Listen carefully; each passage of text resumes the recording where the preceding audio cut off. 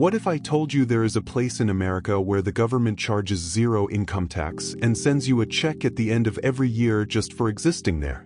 No catches, no fine print, no political promises. This has been happening every single year since 1982, and most Americans have no idea it exists.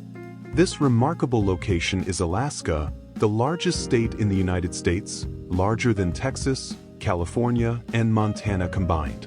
Along to 733,000 people, wild bears, and endless wilderness, Alaska is also the site of an extraordinary economic experiment in modern history. With no income tax, no state sales tax, and a government that pays every resident an annual dividend for simply living there, Alaska stands apart. To understand why Alaska is different, we need to delve into its underground resources. In 1968, geologists uncovered one of the largest oil reserves on American soil beneath Alaska's North Slope, hidden under the untouched frozen ground for millennia. The oil started flowing in 1977 and the money began to flood in, presenting Alaska with a unique predicament. What to do with more money than they could possibly spend? In 1976, Alaska made an unprecedented decision that no other U.S. state has replicated. Citizens voted to amend the state constitution, mandating that at least 25% of all oil revenue be deposited into a permanent fund. This fund would not be a budget or a government account subject to political whims. It was a constitutionally protected fund belonging to the people of Alaska. Known as the Alaska Permanent Fund, it was designed to invest, grow, and pay dividends to every resident forever. Here's how it works. Oil revenue flows into this fund, which then invests that money. The global stocks, bonds, and real estate markets. Every year, a portion of the investment profits, called the permanent fund dividend, is divided equally among every eligible Alaska resident. To qualify, one must live in Alaska for the full previous year, intend to stay, and apply annually. There are no income requirements or means testing. A billionaire in Anchorage receives the same check as a fisherman in the village, accessible only by flow plan.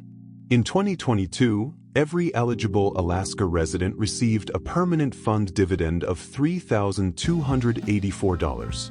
For a family of 4, that amounts to over $13,000 deposited directly into their bank account in a single payment every October. Since 1982, the total cumulative dividend for Alaska residents has exceeded $25,000 per person. This is not a government program.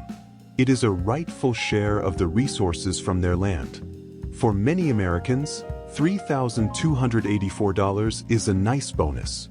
However, for families in remote villages of Alaska, known for being one of the most economically isolated communities in the United States, the dividend represents far more. In these rural areas, the cost of living is vastly inflated.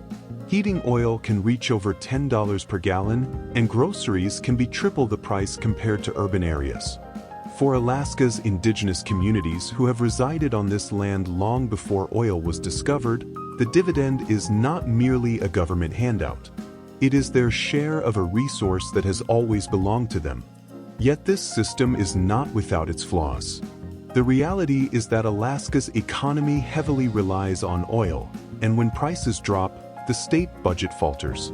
Recent years have seen debates about cutting the dividend, introducing income tax, and even raiding the fund to cover budget shortfalls. With the oil reserves not guaranteed to last forever, Alaska faces the crucial question of what happens when the wells run dry. For over 40 years, Alaska has been experimenting with this unique model. While it has its imperfections and is reliant on a diminishing resource, it has effectively kept countless families above the poverty line and funded communities often overlooked by the rest of America. It provides a compelling insight into the potential of governments sharing their natural wealth with citizens. But before you scroll away, consider this: the land beneath every country holds vast amounts of wealth, but it is rarely distributed equally.